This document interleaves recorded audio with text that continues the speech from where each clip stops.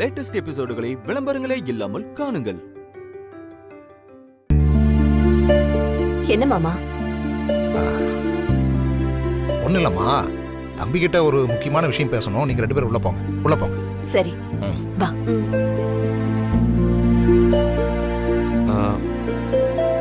என்ன தாத்தா அவங்கள அனுப்பிச்சிட்டீங்க? ஏதாவது முக்கியமான விஷயமா?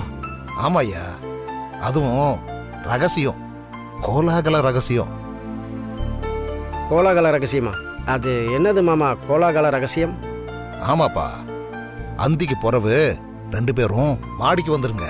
அங்க ஒரு பண்டிகையே இருக்கு. பண்டிகையா? என்ன பண்டிகை மாமா? உனக்கு எல்லாத்துக்கும் புளி போடணும். நீ வந்து என்ன ஏதுன்னு பாரு. ஆனா நீங்க 2 பேரும் கண்டிப்பா வந்துடணும்.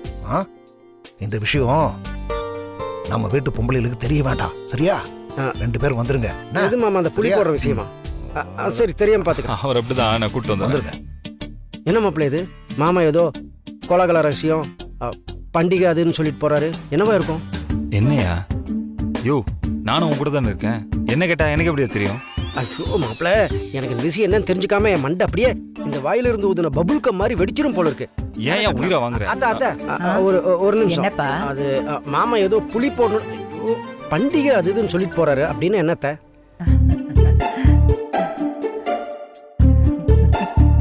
ஏத்த சிரிக்கிறீங்க? அது வேற ஒண்ணும் இல்லப்பா. பண்டிகை நாள்ல எல்லாரும் சேர்ந்து ஒன்னா உட்காந்து குடிப்பாங்க. அததான் மாமா அப்படி சொல்லிட்டு போயிருப்பாரு. இளவட்ட பிள்ளைங்க, உங்களுக்கே தெரியலையா? என்ன பசங்களோ நீங்க. தள்ளுங்க. ஐயோ மாப்பிள்ள, ஊர்ல இருந்து வரும்போது சரக்கு பாட்டில் பிடிச்சிட்டு வரல, என்ன பண்றதுன்னு ரொம்ப ஃபீல் பண்ணிட்டு இருந்தேன். மாமாவை பாத்தியா? பெரிய மனுஷன் தான், பெரிய மனுஷன் தான். ஓசி குடினா இப்படி அலைவிய இருக்கிற பிரச்சனை பத்தாதுன்னு இதுல எது வேறையா? மாப்பிள்ள, சரக்கு அடிச்ச பிரச்சனை எல்லாம் காணாம போயிரும்.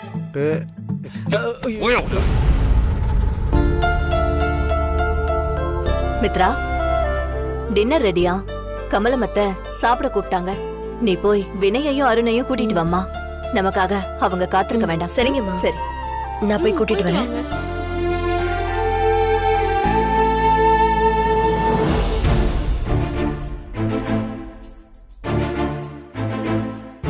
எங்க போனாங்க? யாரையுமே காணோம். வினய் மாமா எங்க போயிட்டாங்க? அருண் மாமாக்கு ஃபோன் பண்ணி பாப்போம்.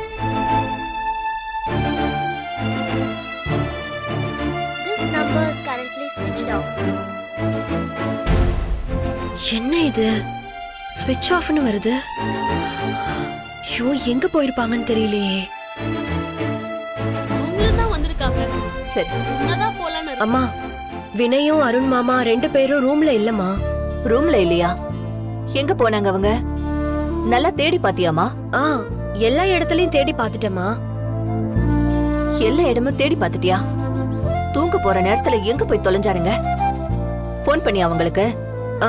அருண் மாமாக்கு போன் பண்ணி பார்த்தேமா. போன் ஸ்விட்ச் ஆஃப்னு வருது. ஸ்விட்ச் ஆஃப்னு வருதா? தெரியாத இடத்துல 2 பேரும் சேர்ந்துகிட்டு எங்க போனானுங்க? அதாமா எனக்கும் பயமா இருக்கு.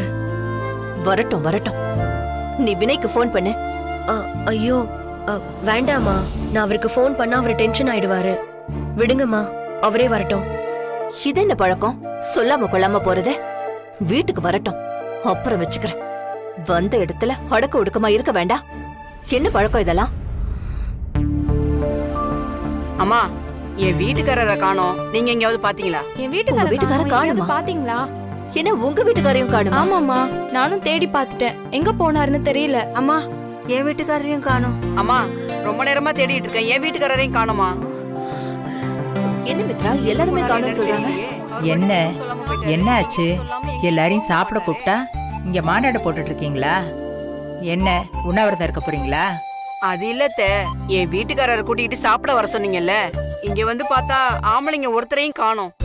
அதான் எங்க போயிருக்காங்கன்னு தெரியாம முழிச்சுக்கிட்டு இருக்கோம் அத்த. இது என்ன கூத்தா இருக்கு? பொண்டாட்டி கிட்ட கூட சொல்லாம புருஷங்கள்லாம் எங்க போயிட்டாங்க? மா, உங்க வீட்டுக்காரர் மாதிரி எங்க வீட்டுக்காரர் இருப்பாருன்னு நினைக்காதீங்க. எங்க போனீங்கன்னு கேட்டா கூட வாய் திறந்து சொல்லவே மாட்டாரு. இதுக்கு நான் அவங்கள தப்பு சொல்ல மாட்டேன், உங்களை தான் சொல்லுவேன். சாமர்த்தியம் உங்களுக்கு இருக்கணும். இருங்க இப்பவே ஃபோன் பண்றோம். எல்லாரும் ஃபோன் பண்ணுங்க. யாராவது ஒருத்தர் போனாவது அட்டென்ட் பண்ணணும்ல. சரி சரி பண்ணி பாருங்க.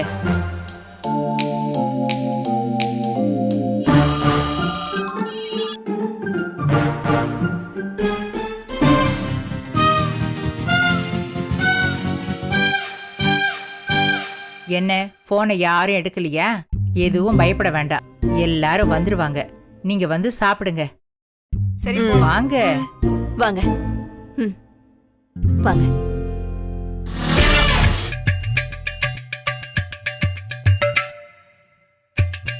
நாம சரக்கு அடிக்கிற விஷயம் எல்லாருக்கும் தெரிஞ்சு போச்சுன்னு நினைக்கிறேன். அதான் எல்லாருமே ஒரே நேரத்துல ஃபோன் பண்றாங்க.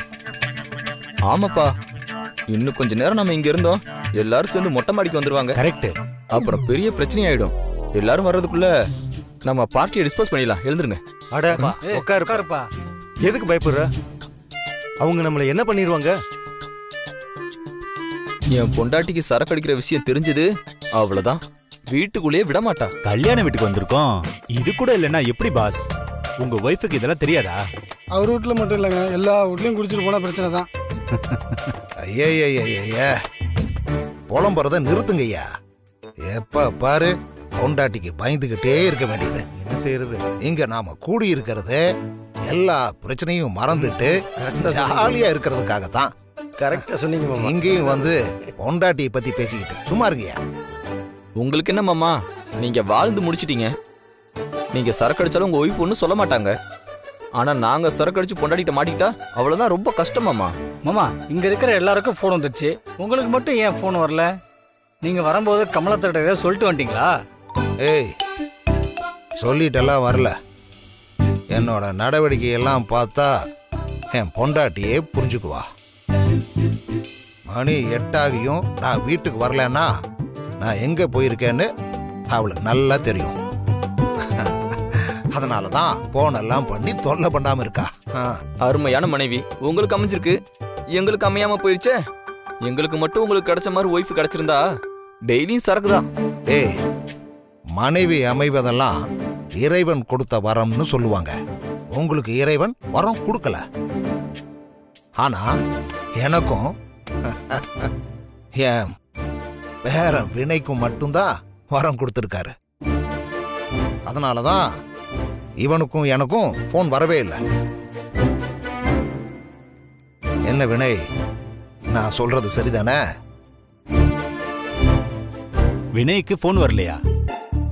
அப்போ பார்ட்டிக்கு வந்திருக்கீங்கன்னு உங்க ஒய்ஃபுக்கு தெரியுமா? தெரியுமாவா? ஏய், அனுப்பி வச்சதே உன் ஒய்ஃப் தானே. ஏப்பா சொல்லுப்பா, வாயை திறந்து. உன்னை உன் ஒய்ஃப் தான் அனுப்பிச்சான்னு. மாமா, நீங்க நினைக்கிற மாதிரி வினய் உங்க கட்சி இல்ல, அவரும் எங்க கட்சி தான். அவரும் ஒய்ஃபுக்கு பயப்படுற கேரக்டர் தான். அதனாலதான் பதில் சொல்லாம கமுக்கமா இருக்காரு. டேய் வினய், இவன் சொல்றது உண்மையா? நீ உன் பொண்டாட்டிக்கெல்லாம் பயப்படுவியா என்ன? ஆமா, அவனாவது பொண்டாட்டிக்கு பயப்படுறதாவது. ஏற்கனவே அவன் காண்டில் இருக்கான், இது தெரியாம பெருசு வேற ஸ்க்ரூ ஏத்திட்டு இருக்கு.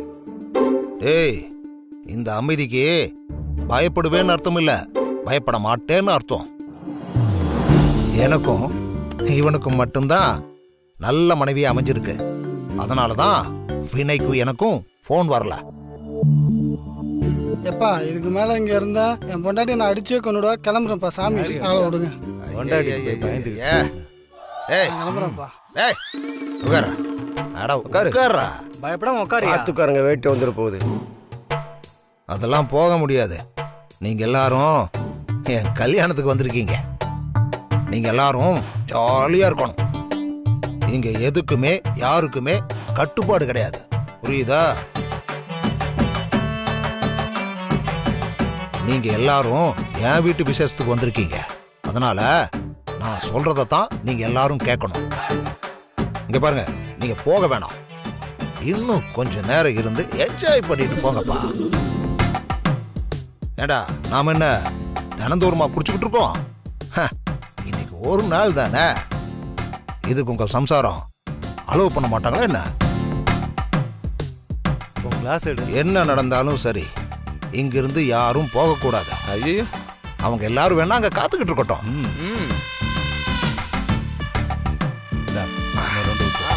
டேய் இன்னொரு ரவுண்ட் ஊத்துடா.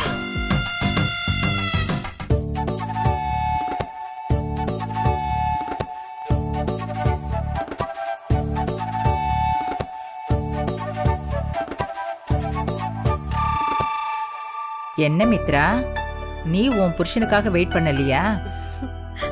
பாட்டி, என்னாலலாம் பசி தாங்க முடியாது. அவர் வரும்போது வரட்டும். நீதான் பொழைக்க தெரிஞ்ச பொண்ணு.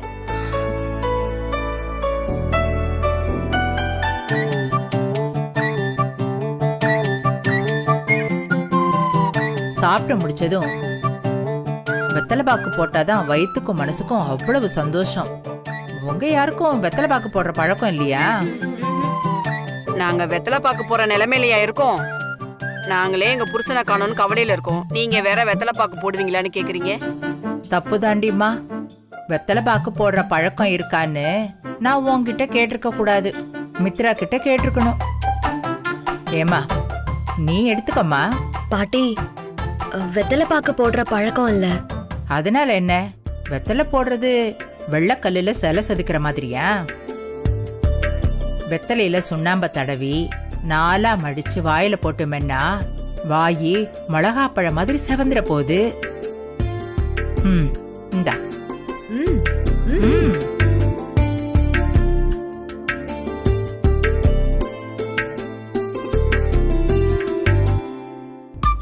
ஏத்த, உங்களுக்கும் உங்க வீட்டுக்காரருக்கும் நாளைக்கு மறுநாள் 80ஆம் கல்யாணம் நடக்க போகுது. இந்த மாதிரி நேரத்துல எங்க வீட்டுக்காரர் எங்க போனாருன்னே தெரியல. நீங்க அத பத்தி கொஞ்சம் கூட கவலைப்படாம வயிறு முட்டை சாப்பிட்டு வெத்தலை பாக்கு போட்டுட்டு இருக்கீங்க. அதுக்காக என்ன மூலையில உட்காந்து ஓன்னு அழ சொல்றியா? இங்க பாரு, 1 வருஷம் இல்ல 2 வருஷம் இல்ல, 53 வருஷம் நாங்க 2 பேரும் ஒன்னா வாழ்ந்திருக்கோம். அவரை பத்தி எனக்கு நல்லாவே தெரியும், என்னை பத்தியும் அவருக்கு நல்லாவே தெரியும். போனவர் திரும்பி வர்ற வரைக்கும் வாசல்ல உட்காந்து தெருவையே பார்த்துட்டு இருப்பேனே தவிர உங்களை மாதிரி கண்ணத்துல கை வச்சு கவலைப்பட்டுட்டு இருக்க மாட்டேன். அதுக்காக ஒரு போன் கூடவா பண்ண மாட்டீங்க? போன் பண்ண எடுக்க மாட்டாரு, அதனாலதான் போன் பண்ண மாட்டாங்க. அட, யாரு சொன்னது? உங்க புருஷங்க வேணா உங்க போனை எடுக்க மாட்டாங்க. ஆனா என் புருஷன் நான் எப்ப போன் பண்ணாலும் உடனே எடுத்துடுவாரு. எங்க பண்ணுங்க பாப்போம். போன் தானே பண்றேன் பாரு.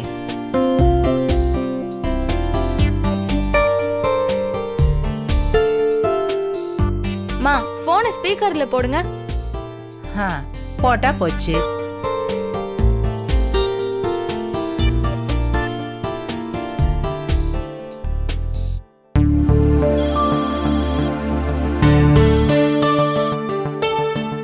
வினய், அந்த போன் அடியா. சார், கமலம்,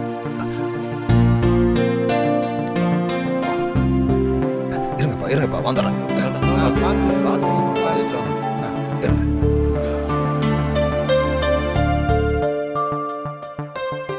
பாத்தீங்களா அவரை? அவர் ஒய்ஃப் ஃபோன் பண்ணதும் ஒய்ஃபு கிட்ட கேர்ள் ஃப்ரெண்டு கிட்ட பேசுற மாதிரி தனியா போய் பேசுறாரு. செல்லம், நான் தான் பேசுறேங்க. எனக்கு தெரியாதாம்மா, நீ சொல்லணுமா? சரி சரி, ரொம்ப ஐஸ் வைக்க வேண்டாம். ஏன் வேண்டாங்கிற? எனக்கும் என் புருஷனுக்கும் நாளைக்கு மறுநாள் கல்யாணம் நடக்க போகுது. இந்த நேரத்துல நீங்க ஐஸ் வைக்க போய் எனக்கு ஜுரம் வந்துருச்சுன்னா நான் என்ன பண்றது? அதனாலதான் ஐஸ் வைக்க வேண்டான்னு சொன்னேன்.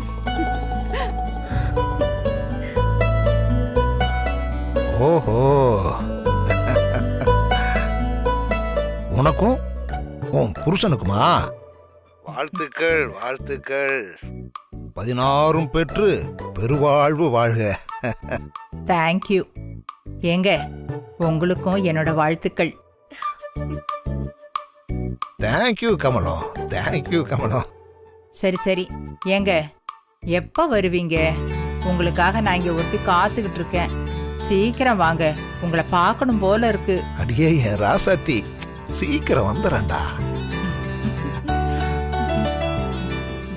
நீ சாப்பிட்டு வெயிட் பண்ண, வந்துடுறேன்.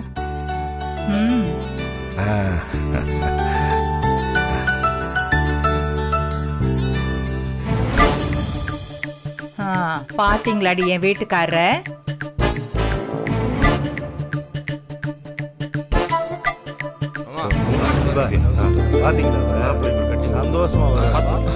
மாமா எப்படி மாமா இது? சீக்கிரம் வந்துடுறேன் ராசாத்தியா.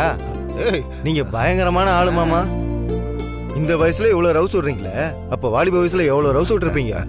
அதெல்லாம் ஏகப்பட்ட கதை இருக்குப்பா.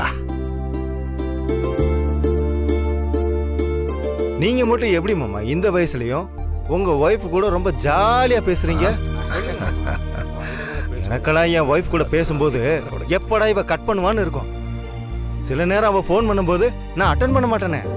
அப்படின்னா உனக்கு உன் பொண்டாட்டி மேல லவ் இல்லைன்னு அர்த்தம். நீயும் உன் பொண்டாட்டியும் உங்களுக்காக இல்லாம உங்க ஊருக்காகவும் உறவுக்காகவும் கணவன் மனைவியா நடிச்சிட்டு இருக்கீங்க.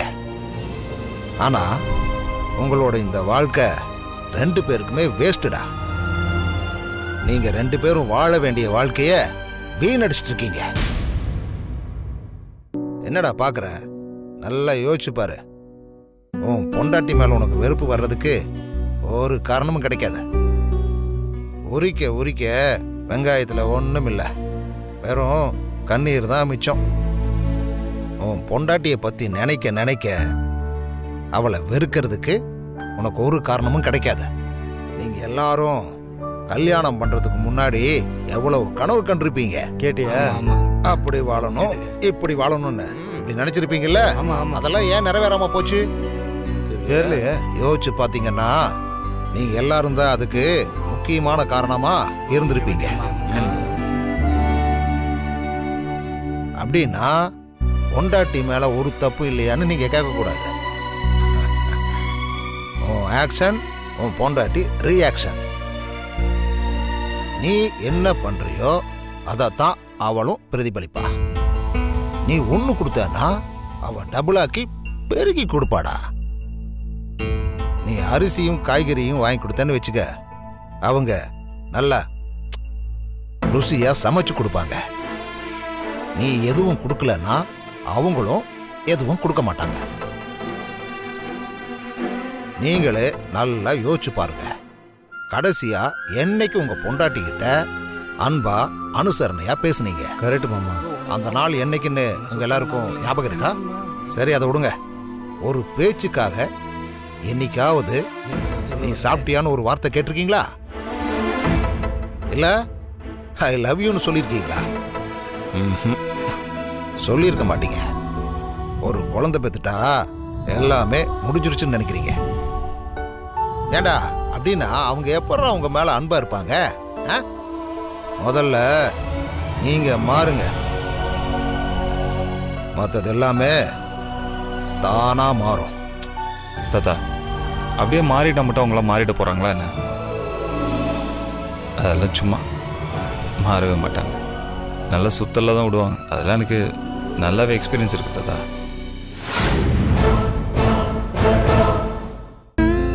இருக்கலாம், நான் இல்லைன்னு சொல்லல. ஏன்னா ஒவ்வொருத்தரும் அவங்க பொண்டாட்டியை அணுகிறத பொறுத்து இருக்கு. என்ன பொறுத்த வரைக்கும் பொண்டாட்டிங்க கிட்ட நம்ம மனசுல இருக்கிறத அப்படியே வெளிப்படுத்தினா அவங்க அதை அப்படியே நமக்கு திருப்பி கொடுப்பாங்க. டேய் வினய், நான் சொல்றதுல உனக்கு நம்பிக்கை இல்லைன்னா இப்ப கூட டெஸ்ட் பண்ணி பார்த்தரலாம். என்னையா சொல்றீங்க எல்லாரும்? நாங்க ரெடி. என்ன பண்ண சொல்லுங்க மாமா. உன்னையும் தான் கேட்கிறேன். டேய், பெரிய கம்ப சூத்திரம்லாம் ஒண்ணும் இல்ல. உங்க போன்ல இருந்து உங்க பொண்டாட்டிங்களுக்கு போன் பண்ணி ஐ லவ் யூன்னு சொல்லணும். அவ்வளவுதாயா. அதுக்கு அந்த பிள்ளைங்க என்ன சொல்றாங்கன்னு நீங்களே கேட்டு தெரிஞ்சுக்கங்க. ஐயா, இதெல்லாம் செட் ஆகாது. என் பொண்டாட்டிகிட்ட போய் நான் ஐ சொல்லணுமா? அதெல்லாம் சத்தியமா நம்பவே மாட்டான். வேற ஏதாவது ஐடியா இருந்தா சொல்லுங்க. இதுதான்டா டெஸ்ட். இதைத்தான் நீங்க பண்ணணும். ஆமா, இதுக்கு முன்னாடி யாரெல்லாம் உங்க பொண்டாட்டி கிட்ட ஐ லவ் யூன்னு சொல்லியிருக்கீங்க?